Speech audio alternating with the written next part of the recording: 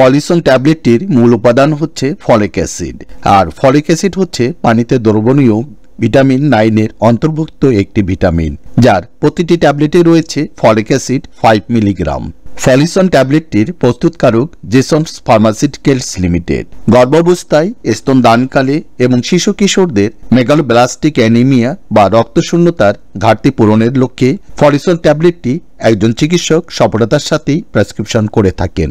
Megaloblastic anaemia বা megaloblastic রক্তস্বল্পতা হচ্ছে folic acid এবং ভিটামিন B12 এর অভাবজনিত কারণে যে রক্তশূন্যতা দেখা দেয় তাকে মেগালোব্লাস্টিক অ্যানিমিয়া বলে।